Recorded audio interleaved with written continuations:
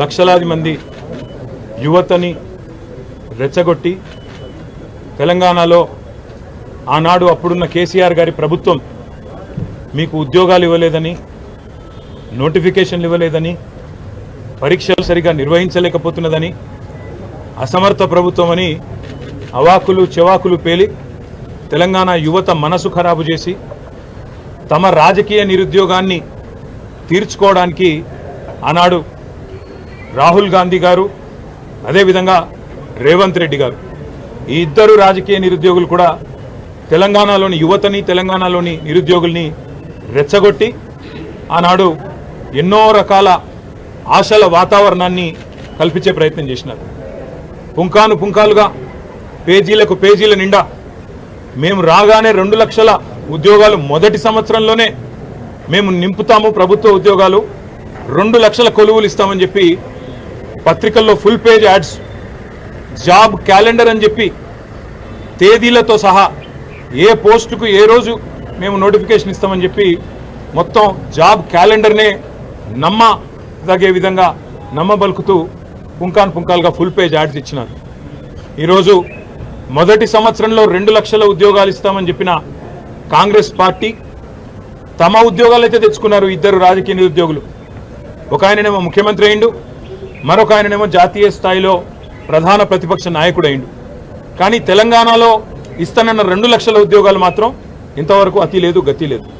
ముఖ్యంగా ఒక్క నోటిఫికేషన్ కూడా ఈరోజు వరకు 7 నెలల్లో ప్రభుత్వం ఇవ్వలేదు. ఒక ఉద్యోగం ఇవ్వాలంటే మొదలు నోటిఫికేషన్ ఇవ్వాలి, ఆ తర్వాత పరీక్ష పెట్టాలి, ఆ తర్వాత అవసరమైతే ఇంటర్వ్యూ, ఆ తర్వాత ఎంపిక.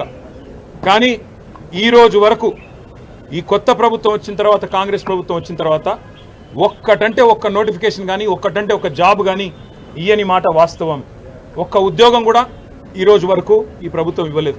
ఇవాళ అశోక్ నగర్లో, దిల్సుఖ్ నగర్లో, అదేవిధంగా ఉస్మానియా యూనివర్సిటీలో పిల్లలు అడుగుతున్నది ఏంది? మీరు చెప్పిన మాటనే కదా, 2 లక్షల ఉద్యోగాల సంగతి ఏంది అని అడుగుతున్నారు. ఒక్క నోటిఫికేషన్ ఎందుకు ఇవ్వలేదని అడుగుతున్నారు. జాబ్ క్యాలెండర్ ఏమైంది అని అడుగుతున్నారు. గ్రూప్ 2, గ్రూప్ 3లో పోస్టులు పెంచుతామన్నారు, దాని సంగతి ఏంది అని అడుగుతున్నారు. మెగా డిఎస్సి అన్నారు కదా మీరు మొదటి క్యాబినెట్లోనే, ఏమైంది మెగా డిఎస్సి? మీరే చెప్తారు కదా 21,000 ఉద్యోగాలు, 50,000 ఉద్యోగాలని, ఏవి మరి డిఎస్సిలోని ఆ ఉద్యోగాలని చెప్పి పిల్లలు అడుగుతుంటే వారి మీద ఈరోజు మీరు మాట్లాడుతున్న విధానం, ఒక ముఖ్యమంత్రి స్థాయిలో ఉండి ఇంత దౌర్భాగ్యంగా, ఇంత దివాలాకోరుతనంతో మాట్లాడిన మొట్టమొదటి ముఖ్యమంత్రి రేవంత్ రెడ్డి. ఎంత నిర్లక్ష్యంగా, నిర్లజ్జగా, అసలు మోతీలాల్ అంటే ఆయనే ఉద్యోగాలే రాస్తలేడు, ఆయన కూడా నిరాహార దీక్ష చేస్తున్నాడని చెప్పి ఇవాళ మోతీలాల్ అనే తమ్ముడిని అవమానించే విధంగా, గ్రూప్స్కు ప్రిపేర్ అవుతున్న తమ్ముడిని అవమానించే విధంగా మాట్లాడడం. ఎవరినైతే ఏ కోచింగ్ సెంటర్లను ఆలంబనగా చేసుకొని అశోక్ నగర్కి నువ్వు మీ రాహుల్ గాంధీ పోయి 2 ఉద్యోగాలు సంపాదించుకున్నారో, ఇవాళ అక్కడ కోచింగ్ సెంటర్లు నడుపుతున్న యువతని, అశోక్ కావచ్చు, రియాజ్ కావచ్చు, మరొకరు కావచ్చు, ఆ కోచింగ్ సెంటర్ల నిర్వాహకులందరినీ అవమానించే విధంగా 150 కోట్లు, 100 కోట్లు సంపాదించడానికి పరీక్షల పోస్ట్ పోన్మెంట్ అడుగుతున్నారు. వాళ్ళ కోసం, వాళ్ళ స్వలాభం కోసం పాకులాడుతున్నారని చెప్పి వాళ్ళను అవమానించే విధంగా మాట్లాడడం. అందుకే ఇవాళ తెలంగాణ యువత బగ్గుమంటున్నది. ఎన్నో ఆశలతో కాంగ్రెస్ ప్రభుత్వం 2 లక్షల ఉద్యోగాలు మొదటి సంవత్సరంలో ఇస్తుందని చెప్పి ఏ యువతనైతే మమ్మల్ని దించి మిమ్మల్ని గద్దెనెక్కిచ్చిందో ఈరోజు అదే యువత నిన్ను ప్రశ్నిస్తున్నది. రేవంత్ రెడ్డికి అందుకే చెప్తా ఉన్నాం, 7 నెలలు అయిపోయింది, 8వ నెలలో నీ ప్రభుత్వం అడుగుపెట్టింది.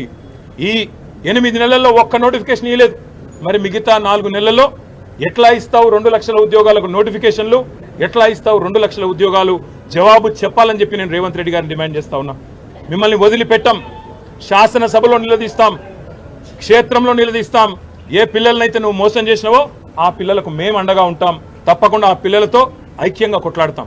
ఇది ఏదో 2 రాజకీయ ఉద్యోగాలకు సంబంధించిన పంచాయతీ కాదు, లక్షలాది మంది తెలంగాణ యువతకు వారి భవిష్యత్తుకు సంబంధించిన అంశం. కాబట్టి ముఖ్యమంత్రి గారు ఇకనైనా బేషజాలకు పోకుండా, అనవసరపు ప్రెస్టేజ్కు, ఫాల్స్ ప్రెస్టేజ్ పోకుండా, ఈగోకి పోకుండా అహంకారం తగ్గించుకొని ఇవాళ కండకావరంతో మాట్లాడే విధానాన్ని తగ్గించుకొని ఆ పిల్లలకు క్షమాపణ చెప్పి 2 లక్షల ఉద్యోగాలు ఇస్తానన్న మాట నిలబెట్టుకునే దిశగా వెంటనే నోటిఫికేషన్లు ఇవ్వాలని, వెంటనే ఆ ప్రక్రియ ప్రారంభించాలని వారు డిమాండ్ చేస్తున్న విధంగా గ్రూప్ 2, గ్రూప్ 3లో పోస్టుల సంఖ్య పెంచాలని, అదేవిధంగా డిఎస్సి విషయంలో కూడా మీరే ఏదైతే మాట చెప్పారో ఆ మాటను నిలుపుకోవాలని ఆనాడు మీరే చెప్పారు ప్రతిపక్ష నాయకుడిగా 21,000 ఉద్యోగాలు ఉన్నాయని చెప్పినారు.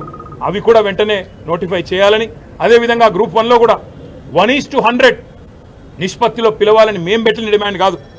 మీ పార్టీ తరఫున ఆనాడు బట్టి విక్రమార్క గారు నిండు శాసనసభలో పార్టీ ప్రతినిధిగా చేసిన, ఫ్లోర్ లీడర్గా చేసిన డిమాండ్, దాన్ని కూడా నిలుపుకోవాలని చెప్పి తెలంగాణ యువత తరఫున, తెలంగాణ పిల్లల తరఫున ఈ ప్రభుత్వాన్ని, ముఖ్యంగా రేవంత్ రెడ్డి గారిని, తెలంగాణ యువతకు నిన్న మాట్లాడిన దిక్కుమాలిన మాటలకు క్షమాపణ కూడా చెప్పాలని చెప్పి కూడా డిమాండ్ చేస్తూ సంవత్సరంలో 2 లక్షల ఉద్యోగాలు ఇచ్చే విషయంలో రాబోయే శాసనసభ సమావేశాల్లో కూడా తప్పకుండా చర్చకు పట్టుబడతాం. ప్రభుత్వాన్ని శ్వేతపత్రం ప్రచురించమని డిమాండ్ చేస్తాం.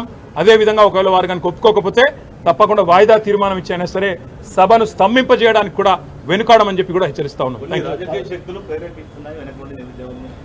ఆ రాజకీయ శక్తుల పేర్లు రాహుల్ గాంధీ, రేవంత్ రెడ్డి. అక్టోబర్, నవంబర్లో ఇప్పుడు రేవంత్ రెడ్డి మాట్లాడుతున్నాడు, బక్కా జడ్సన్ గారు దీక్ష చేస్తే ఏ ఉద్యోగ కోసం ఆయన దీక్ష చేస్తున్నాడు అన్నాడు. మరి గాంధీ భవన్లో 2023 సంవత్సరంలో రేవంత్ రెడ్డి గారు కూడా దీక్ష చేసిండు. ఏ ఉద్యోగం కోసం దీక్ష చేసిండు? ఏ పరీక్ష రాస్తున్నాడు రేవంత్ రెడ్డి అని చెప్పి దీక్ష చేసిండు? ఏ పరీక్ష రాస్తున్నాడు అని చెప్పి మరి ఈరోజు రాహుల్ గాంధీ అశోక్ నగర్కి వచ్చిండు. ఇవాళ అశోక్ నగర్లో ఉండే సన్నాసులని మాట్లాడుతున్నాడు.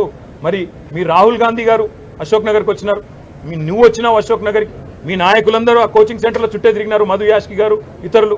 ఎవరు సన్నాసులు, ఎవరి గురించి మాట్లాడుతున్నావో ఆలోచించుకుని మాట్లాడితే బాగుంటుంది. ఇది ఇప్పుడు 4.5 ఏళ్ళు ఏ ఎలక్షన్ కూడా లేవు. ఈ 4.5 ఏళ్ళు ఎలక్షన్లు లేనప్పుడు మాకేమి రాజకీయ ప్రేరితమైన ఉద్యమాలు కానీ వాళ్ళని రెచ్చగొట్టాల్సిన అవసరం కానీ లేదు. మీరిచ్చిన మాట మీరు నిలుపుకుంటలేరు కాబట్టే ఇవాళ పిల్లలు రోడ్డు ఎక్కుతున్నారు. అర్ధరాత్రి నిన్న 4 దాకా పిల్లలు అశోక్ నగర్లో, దిల్సుఖ్ నగర్లో ఆందోళన చేసిన మాట వాస్తవం కాదా? ఉస్మానియాలో వాళ్ళని ఇవాళ గొడ్లను ఈడ్చుకపోతూ ఇవాళ అరెస్టులు చేస్తున్న మాట వాస్తవం కాదా? 6 నెలల లోపలనే ప్రజాపాలన అంటే ఎమర్జెన్సీని తలపించే విధంగా ఇవాళ పిల్లలు బాధపడుతున్న మాట వాస్తవం కాదా? వాటికి సమాధానం చెప్పే సత్తా లేక ఇవాళ నోటికొచ్చినట్టు వాగడం కాదు ముఖ్యమంత్రి గారు. ఇంకా ప్రతిపక్షంలో ఉన్నట్టుగానే మాట్లాడుతున్నాడు రేవంత్ రెడ్డి.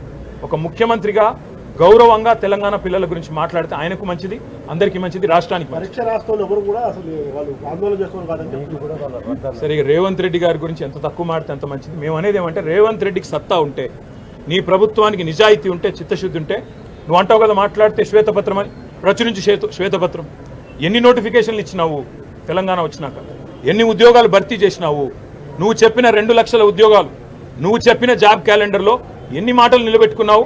స్పష్టంగా ఒక శ్వేతపత్రం ప్రచురించి మీరు చెప్పాలని చెప్పి నేను డిమాండ్ చేస్తాను. Thank you.